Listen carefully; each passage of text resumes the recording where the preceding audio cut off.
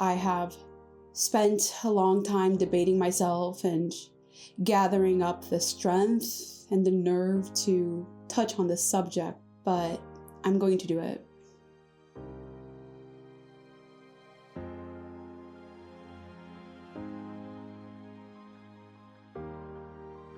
This story can help someone to be aware of the dangers of narcissistic people in our lives.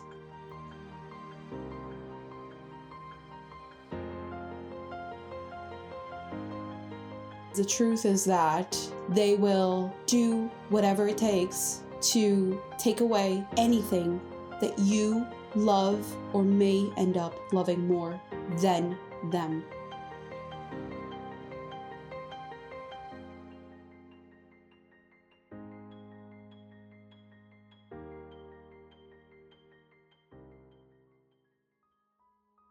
I spent my life trying to rescue animals, saving them, giving them warmth, food, all I could, even as a kid, but this was consistently taken away from me out of greed and resentment by my narcissistic mother. So the first instance of noticing how odd my mother was around animals, the first memory of this was my first contact with animals, pets specifically, was in kindergarten when I lived in Canada. There was this interesting initiative in school where there was a guinea pig. He was the guinea pig of the school, and kids from the class would be able to take the guinea pig home for a week, take care of it, and then on the next week he would go to another home, and he would just kind of travel around different homes throughout the entire year. And in hindsight, this might have not been the great idea for the poor guinea pig that was probably tired of traveling so much.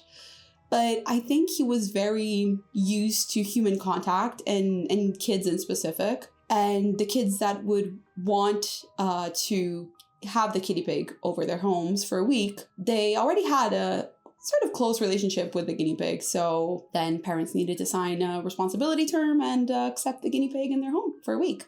And they would get a list of the foods that the guinea pig eats and all that. And I really wanted to have the guinea pig in my house for a week because I thought this was going to be really exciting to have a pet. I really wanted a pet ever since I was a kid. My first memory of wanting a pet, I was probably around 5, and I would basically treat my stuffed animals like they were pets, like they were real animals. And I remember sitting them around my bed and reading stories to them before going to bed. So I remember really having this passion for animals, and I remember telling my mom that I wanted to have the guinea pig over, and she wasn't very much a fan of the idea.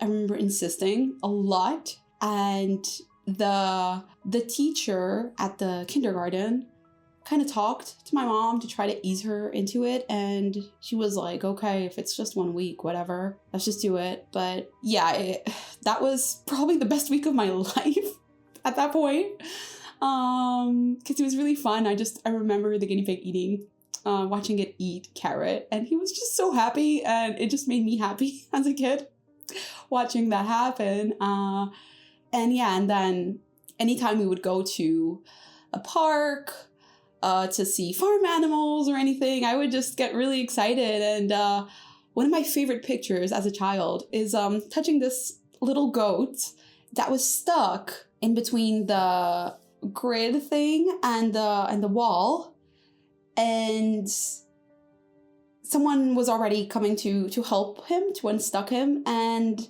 while he was stuck there, I was petting him, and there's a picture of that, and I still have the picture, and it's the most heartwarming picture, in my opinion. If I had to choose one picture that defines my childhood, the good moments of my childhood, that would be the one. I just really love that picture, and yeah, Anyway, but I remember that when we went to parks and everything and I reacted to the animals around me, I remember finding it so odd that my mother was so frigid. There was no excitement at all of her towards animals, and as a kid you don't really realize it. You just you're in your own little world interacting with the things around you, and maybe some things feel off, but you never think that people think and feel differently than you do. Then you learn that as you grow up and you learn to accept that. But yeah, so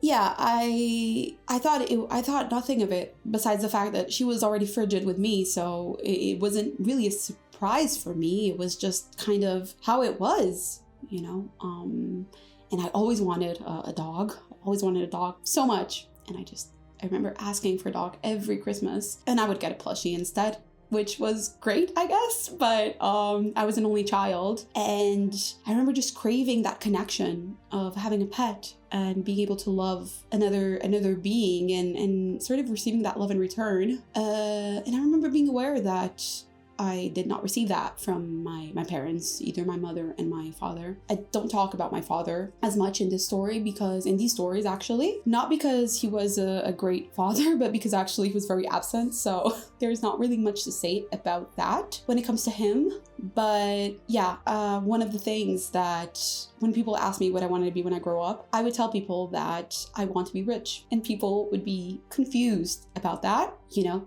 understandable. And then I would explain, because I want to have a big house. And people would be even more put off. Why is this 5-year-old saying this?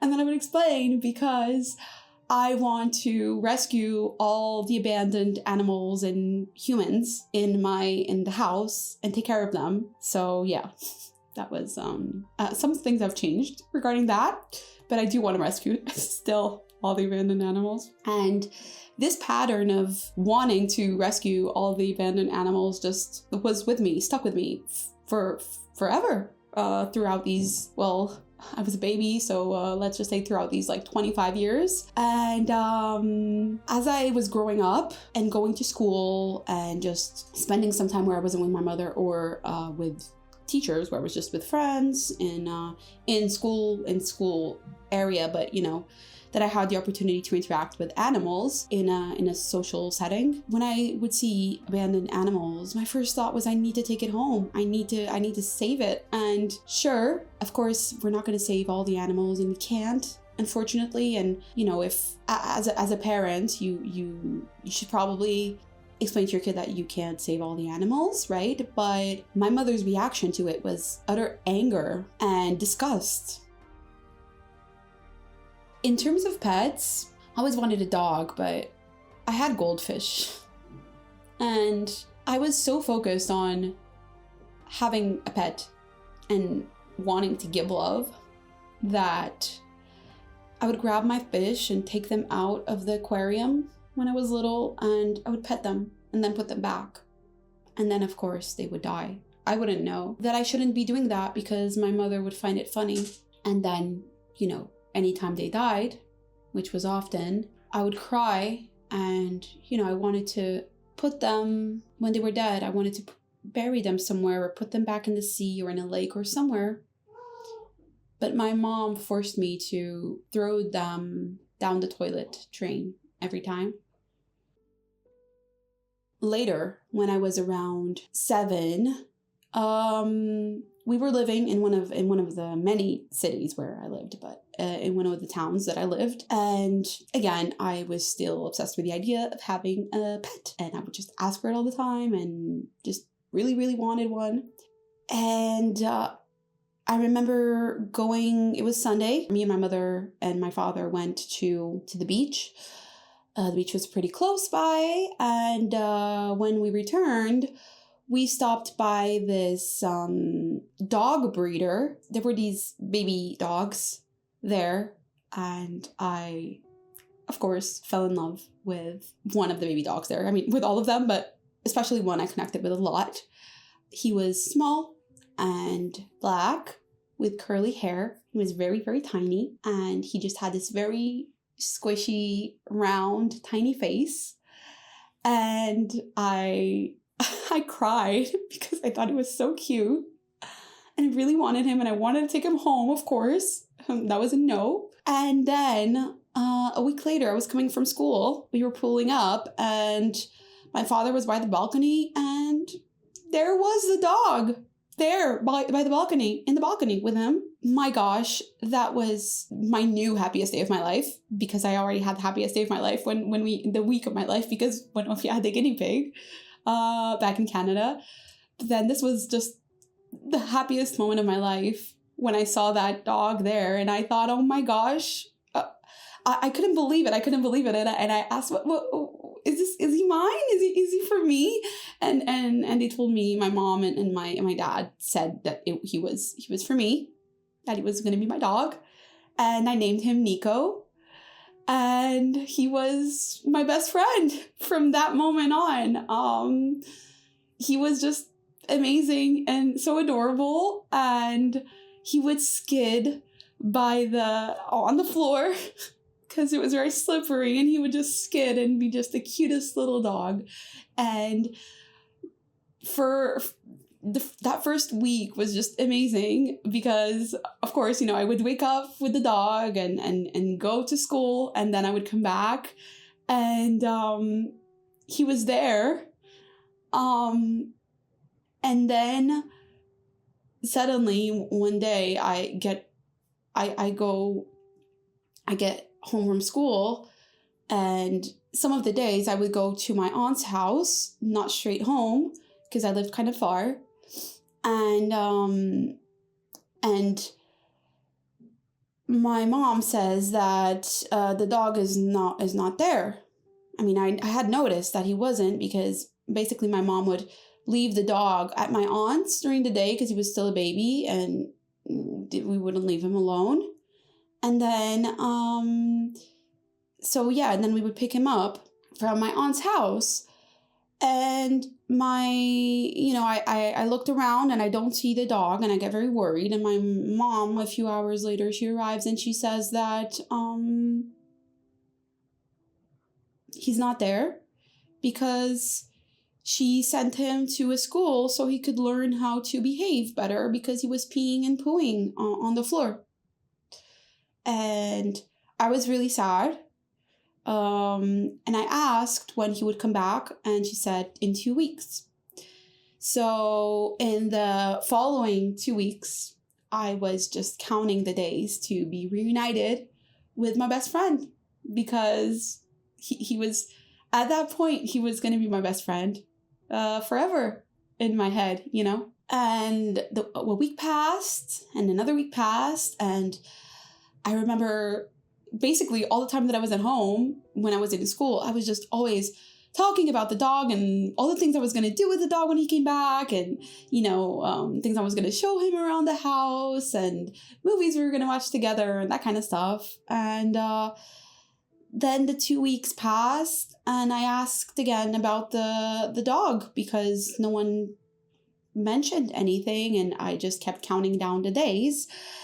And my mom turns to me very nonchalantly and says, he died. And I was in utter shock, and I asked why, how, when, and she said he died of depression. And I asked why? What do you mean?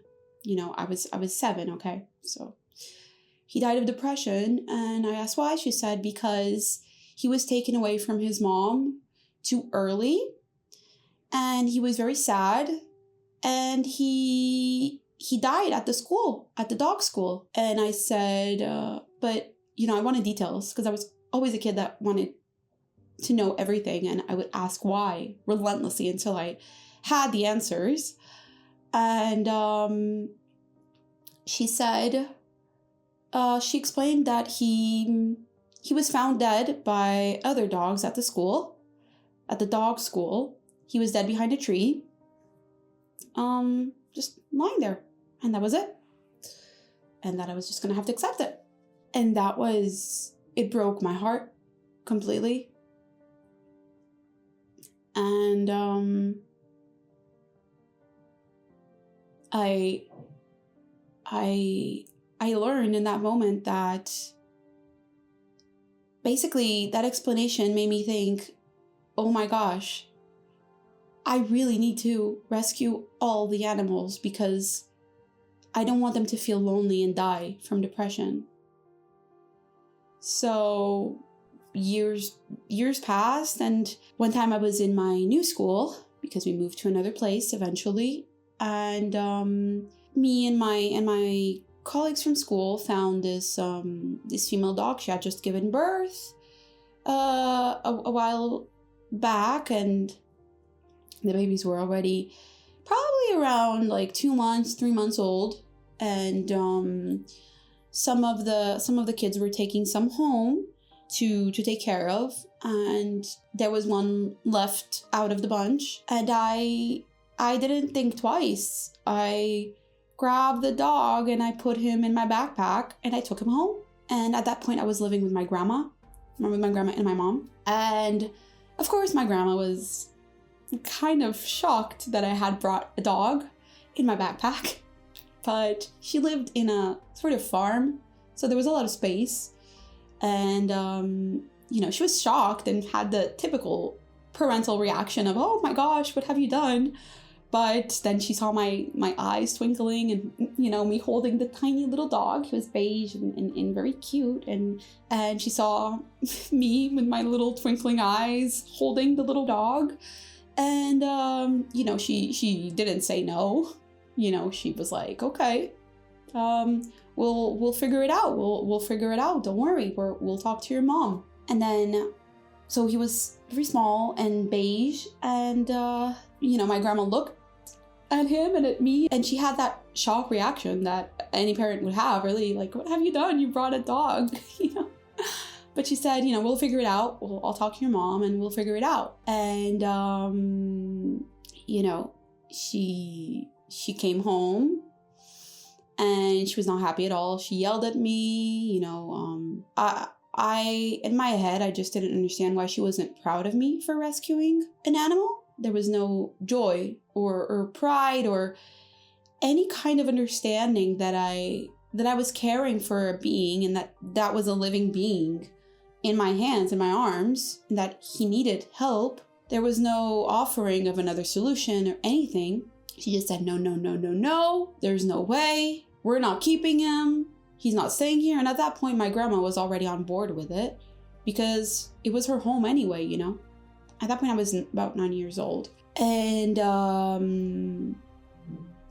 she was very frigid about it. She looked at the dog with the utmost disgust, really. She was like, that thing. She would call him thing. You're gonna have to figure out what to do with that thing. You're gonna take him back? I said, no, I'm not gonna take him back to the woods by himself, no. And so she basically forced me to give the dog to my grandma's sister that was also quite old, and she said, you'll just give it to her and deal with it. And it was sad, but I at that point I understood that she was very cold, very, very cold and frigid, and not only towards me, again, because at that point she was already beating me and being pretty awful and unaffectionate to me. So I shouldn't have been surprised, but part of me just, if my thought process was, if you can't give me love, at least let me have something that I can love and that will love me back. And that thought process was pretty bad because the consequences were not great. But eventually, a few years passed, and my school was by a forest. So to be fair, it was not infrequent for animals to be there. And, a few years later, there was again abandoned animals. And I didn't think twice. I rescued another one. This time it was a brown one. I put it in my backpack and there I went. And I took him home. And she said, basically her reaction was the same, but even more angry. but at that point she was already with my stepfather. So he sort of said, it's fine, don't worry. I later realized that basically his role in the entire relationship dynamics with me and her and my stepfather was, she was the bad cop, he was the good cop, but they both had the same intentions, basically. So he acted like he was convincing her that it was fine, that, we still lived with my grandma, by the way. And so I thought to myself, okay, well, we'll keep this one. And if we ever move, then my grandma can keep him because it's okay, it's fine. She's on board with it. She doesn't mind having a dog. She also likes animals. That's the one thing I shared with my grandma, was that I loved animals as much as she did.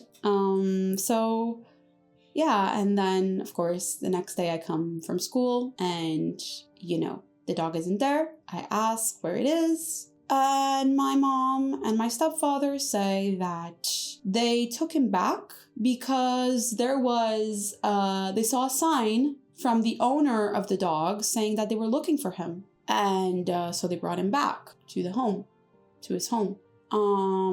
Years later, I found out that this was not true, that they had just driven up to an abandoned street and thrown the dog away. And so that was difficult to accept, but I only found this out about 10 years later. So I thought, oh, they're so nice, they're so nice. They just returned the dog to his home. How nice. And then eventually we moved to another country. We moved to America, and where we lived, it was a city. There weren't really abandoned animals, so that would not be a problem ever. And then, I just still kept asking for a dog because I really wanted a pet, a fluffy pet that I could just cuddle and be friends with. And they would always say no. And my mother would say that we didn't have space. That was the new excuse, was that we didn't have space. But then we moved to a bigger home and we did have space. And then she said that we didn't have time. But I had time. I went to school and I had time. But I realized, that she just hated animals. And at one point in my teenage years, when I really started seeing her for who she was, not just someone that was frigid and insensitive, but someone that was actually evil, I asked her, why are you so indifferent to animals? Don't you find them adorable? Don't you think they're at least cute? And she said, no, I'm not an animal person. And it struck me as odd, but I accepted it because that's what you do, right? You accept and you respect other people's thoughts and opinions, especially if you're dependent on them. And then I kind of let go of the whole idea of having a pet because it wasn't worth it, because it was always going to be a no. And then the environment turned so unsafe and hostile that frankly, I didn't want to put a pet at risk. So, I just kind of silenced that part of me that wanted to have a pet and rescue it and love it. And then eventually we moved to another city and another, and we moved back to another country. And, my focus was just becoming independent so I could finally have a pet. And then eventually, in my adult years, while I was still not allowed to have a dog or a cat or anything, I did have rodents. And when my hamsters would die, I would be absolutely devastated. And my mother would roll her eyes and say that I was exaggerating. She would say that I clearly don't know what true loss is, as if she did know what true loss is. She didn't. And she would make fun of the fact that I wanted to bury my tiny hamsters with dignity and put a little flower for them in the garden where I buried them and all of that. She would find it hilarious and laughable. Then eventually I was living in a house. They were working in another country. They would come over for the holidays and stuff. And so even after I was 18, I wasn't allowed to have pets because somehow they still were controlling like that. And their new excuse was that the furniture in the house is ours, and a pet will destroy all the furniture, so we don't want a pet. We don't want you to have a pet. And eventually I did try to rescue a cat at one point, but it was very, very ill and it did not make it past one day. They didn't know that I rescued it. I put it in my room, I take care of it, but he didn't make it. And then years later, about 10 years later, after the pandemic actually, this beautiful, just really sweet white cat with blue eyes showed up. And it had been a very, very rough end of 2019. My grandma had tragically passed away. It was very unexpected. She choked during a meal and suffocated because no one knew how to do the Heimlich. And I wasn't there. I knew how to do the Heimlich, but I was not there to do it. And she passed away. And a month before that, I had a very, very bad breakup of a 7-year relationship. And so, needless to say, I was in need of a pet. And months later, kind of like magically, this white cat with blue eyes, and it was clearly a street cat, but it was just, had such a sweet presence. Just walked in through the window while the window was open, airing out the house. And, I petted it and I hugged it, and it was just letting me do everything, like hug it and pet it and cuddle it and everything, and take some photos with it. And I figured out that it was a girl, so I named her. And then about a month later, it was summer, I see this bag outside moving. This bag at the in the end of the garage moving, and I was very confused. I check out the bag and there's a baby cat there, and the white cat is kind of sitting next to it, and I was very confused, and I realized that she was actually pregnant and she had her baby there in the backyard of the house where I was living. And the baby cat looked so sick. And at the time, I didn't have access to a vet, so I tried to help heal it as much as I could. Took care of it. I still couldn't have it inside the house or anything, so I just my mother and my stepfather were there for the holidays. So then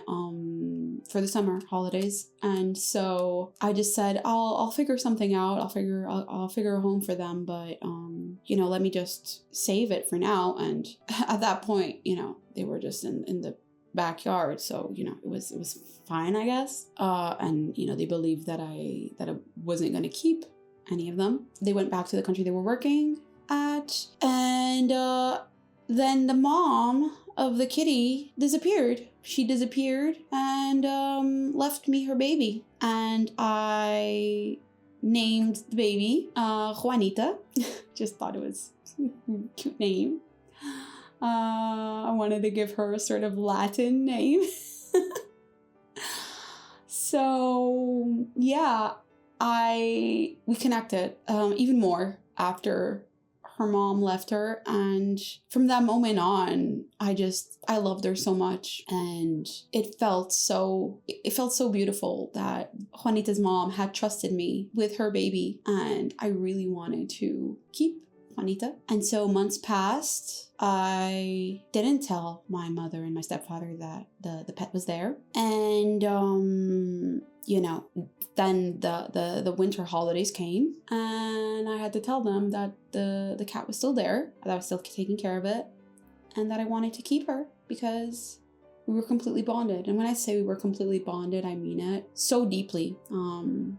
We would do everything together. She was very much attached to me. And it felt like she was sort of my soulmate in cat form. She would, anything that I would be doing on the computer or anything, she would be lying down, holding my arm, my free arm. She would be holding it. She would sleep inside my shirt right next to me. She would massage my belly. And she was just such a little joy, such a little bubbly joy. And, my friends all told me that I should keep her.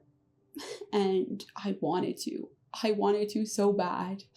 But my mother had other plans, of course. So she spent the entire Christmas holidays telling me that I was incapable of taking care of a pet, that I couldn't even take care of myself, let alone a pet, that it wasn't going to survive with me, that anyway, it wasn't even that cute, and that it seemed like it was getting sick again, so I don't want that problem for me. And she would make like these really disgusting faces, facial expressions looking at it, and it was just awful. It's even awful to remember it because it's not understandable at all. And I heard this and my heart broke every time she said that I was incapable of taking care of Juanita, because deep down I knew I was, and that she trusted me so much. Not only Juanita trusted me with her life, but her mom trusted me with her baby's life. I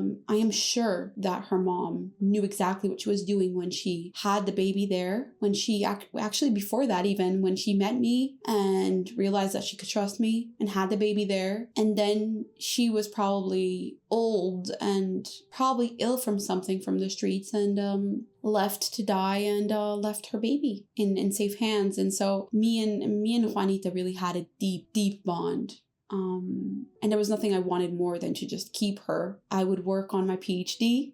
and she would just be sitting there looking at me and lying down on my lap and holding my arm. And she was a midget cat, by the way, which makes it even more cute. I didn't know that until she started growing up and her legs remained short. But it was just really heartbreaking. And she basically forced me to give her away, because at first she was saying, you're incapable of taking care of it, and just really trying to convince me that I had no business in taking care of anyone or anything. And then one morning I'm sleeping with Juanita. She wakes me up and she says, I found somebody that wants to take care of the cat. They're going to have a great life. They're going to take the cat to another country. They're wealthy people, so they're gonna, give everything to the cat that you're unable to give. And I was, I really had no say, because she had already set up everything. And, I wasn't, I had barely any independence, because I lived in the middle of nowhere. And although they were a lot of months away from home, I was still kind of dependent in a way, especially emotionally, because I had no one else. And so I said, I wasn't really on board with it. But when I heard her say they can give her what you can't, and that they are so eager to have her, I said, okay, because I wanted what was best for her. As much as I loved her and I knew she loved me, I just wanted to be sure that she would have an amazing life. And at that point, I had been convinced that I was incapable of taking care of an animal, because she kept saying it all the time. And so we drove to the house of her friend that had the friend that was going to take the cat. We met the people that were supposedly going to take her. And then about a month later, because I kept asking for news of the cat, my heart was completely broken. I would cry all the time. I would ask for news, and my mom tells me that actually the cat didn't go to those people, that it just stayed in the village with some old lady, and that was that. So all the promises that she was going to be with this family that could take care of her, that was gonna keep her home and safe, and that they were gonna give me news and send photos all the time of her. That was all a lie. It was all a setup. And I never saw Juanita again. I received 2 photos once, years later, 1-2 years later, but that was it. And it really broke my heart in that moment because I had such a big bond with her. And I realized that I had been completely manipulated into giving her away. And that's when I started realizing that it wasn't that my mother thought I wasn't capable of taking care of an animal. It was just that she didn't want me to be capable of loving anything, of potentially loving anything more than her, of wanting to spend time or dedicating anything in my life more than her. And that explained why she would be eager to sabotage not only my friendships, but also not allow me to ever have a pet and be so frigid about it. And it angered me so much because after giving up Juanita, them going back to where they were, the country they were working in, I went through a very deep depression that I could not shake off at all. Had already been battling the thoughts, the thoughts of exiting the world for quite a while, and then the pressure of the Ph.D. and just not having a support system, and then not being able to forgive myself for having been allowed to be coerced in this manner, to the point where I gave up something that I loved so deeply, and being left with photographs and videos of this pet that had become everything for me because she was with me for 6 months.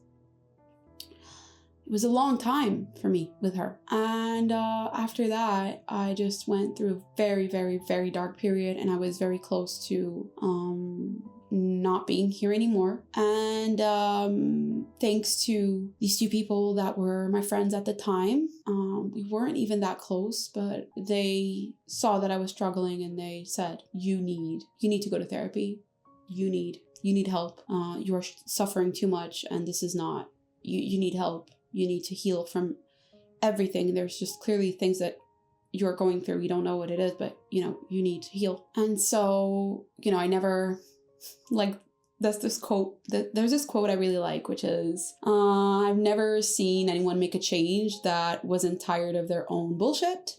So I got tired of my own bullshit in a way, and in wallowing in this self-pity and self-hatred. So I did start therapy. And because again, these friends did not know about anything regarding the relationship with my mother, the abuse, nothing. I just kept it all to myself. And when I started going to therapy and working through these things, I had all these things to unpack and these things to dig deep. And I realized that there was so much I was just bearing down that I needed to work through. And then I realized, you know what? That's enough. They're controlling me too much. I'm going to do the things I want to do. And a while after that, I had installed Tinder just as a challenge with my therapist. My therapist told me that maybe I should just talk to people for fun. Tinder was okay at the time, in that year. It was fine. I would just meet people talk to people, just to really develop my social skills a bit more. And I made this friend there, and he told me that he had found a cat that had babies, and that they were in a box outside of his home, that they were trying to take care of the mom, but there was just too many babies, and they didn't know.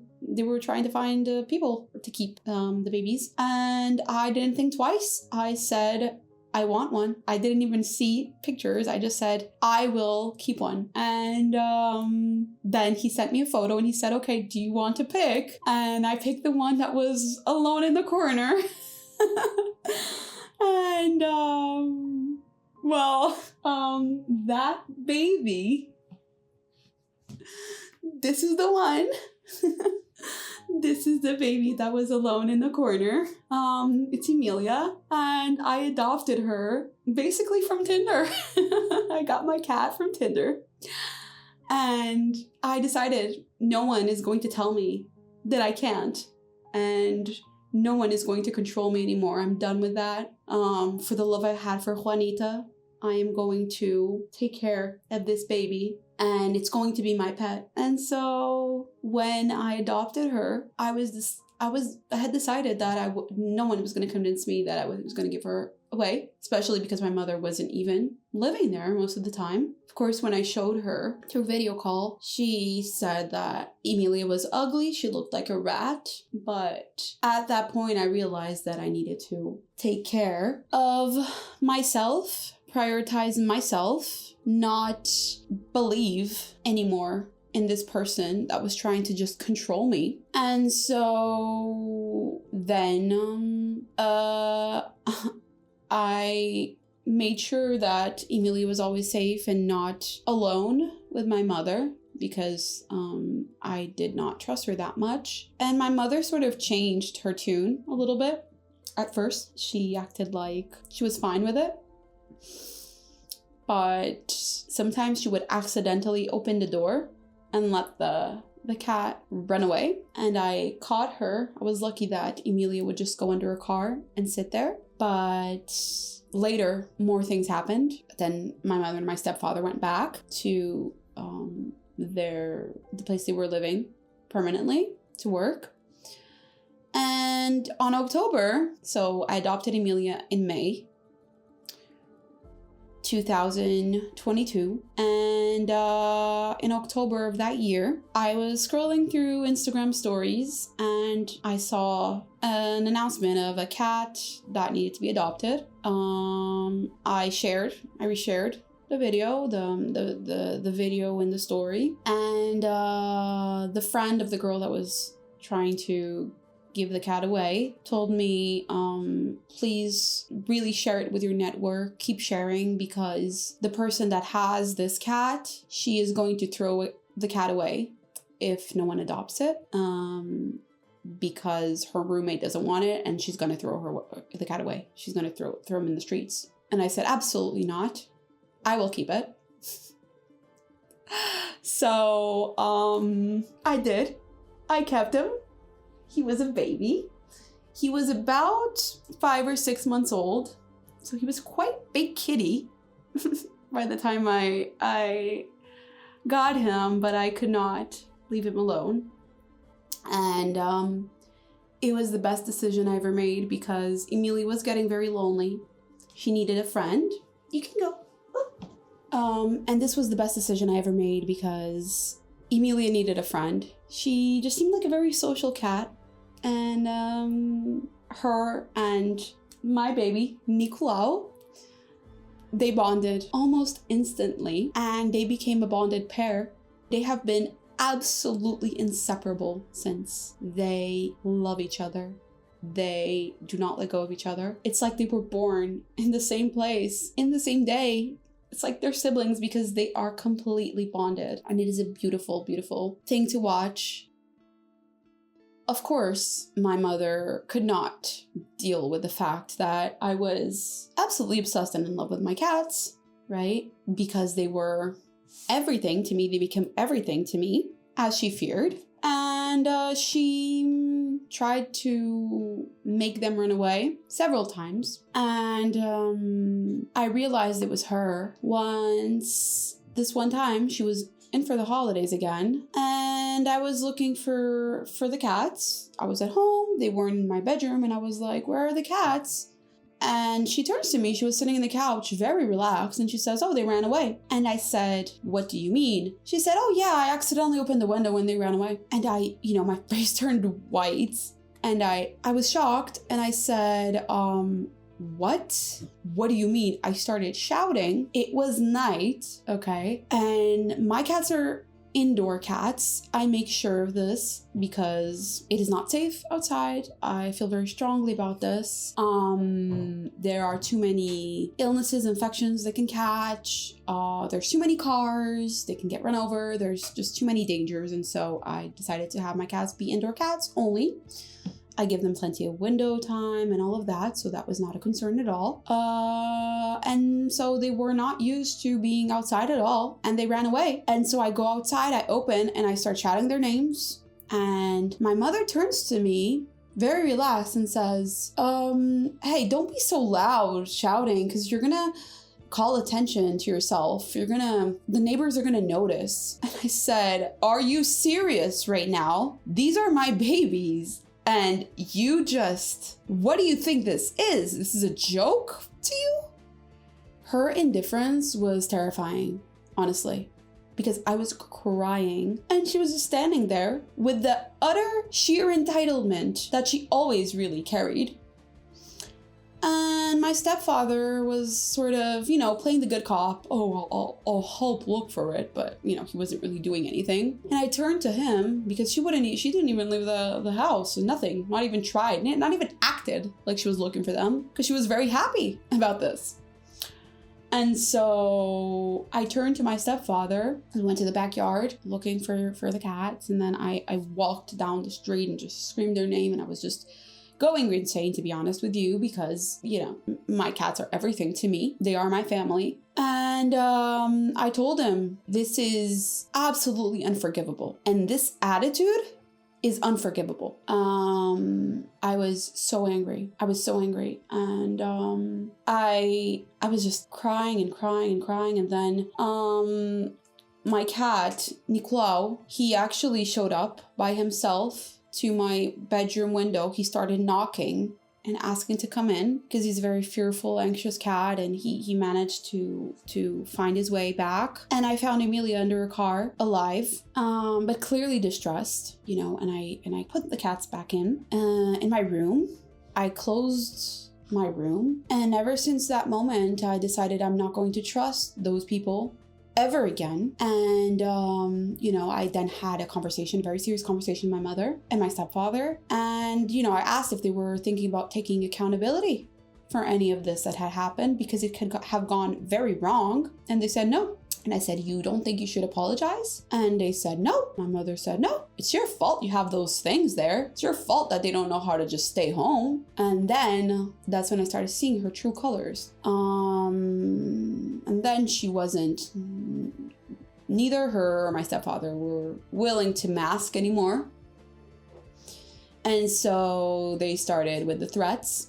Anytime my cats would jump on a table, as per usual, they would threaten the cats that they would beat them up, that they would kick them, that they were going to cut off their paws, and then one time my stepfather turns to me, he says, do you think I like cats? Really? And I said, I don't know.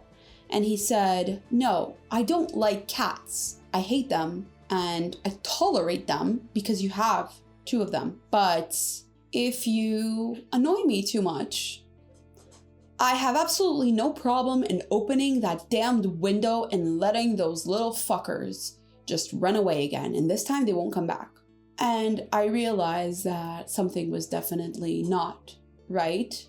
At that point, I already had my home, but, I wasn't going to just change the locks, as some people suggested, because I knew the people that I was dealing with. At that point, I was already unpacking so much of the memories I had suppressed for so long, of the aggressions and everything they had done to me in the past, that I decided no more. And their boundaries, because they had stopped unmasking, they were just doing everything they could to really put my cats at risk, because they knew that they were everything to me, right? And so they started using the window of my bedroom as a passage to the backyard instead of just using the door on purpose. And I would tell them, please stop. And they would continue doing it. And my cats tried to run away several times, and it was so risky and scary. And in the middle of all this, me trying to juggle work and my Ph.D. and my life, and at the same time worried sick that something might happen to my cats, it got me to decide to go with my cats to the attic of my home and live there. Because at that point, my parents had decided to move back permanently from the country they were working. So then they started unmasking, and they decided that they were going to move back and move into my house and that I had no say in it. And I was afraid. So I decided that I realized that I couldn't say no.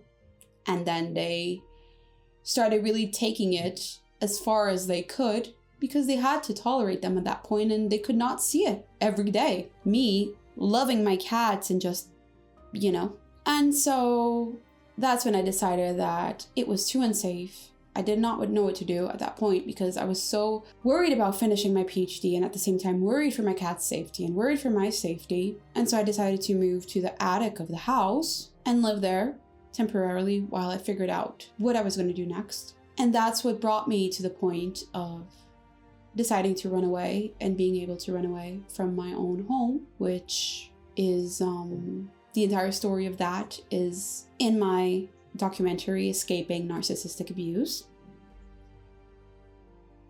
Another thing was that before Juanita, I learned that actually my dog Nico had not died and that she was just, after that week, she was sick of having to pretend that she even tolerated him, so she just kind of gave him away. So that had been a lie too. And remember that manipulation can take various forms and that, yes, initially it can seem like concern. They may act like it's for your best, it's for your own good. You should not have this person or this living being in your life because you will hurt it, or you're not capable, or your lifestyle is not good for this. And the thing with these people is that they might disguise their jealousy and cruelty and concern or worry.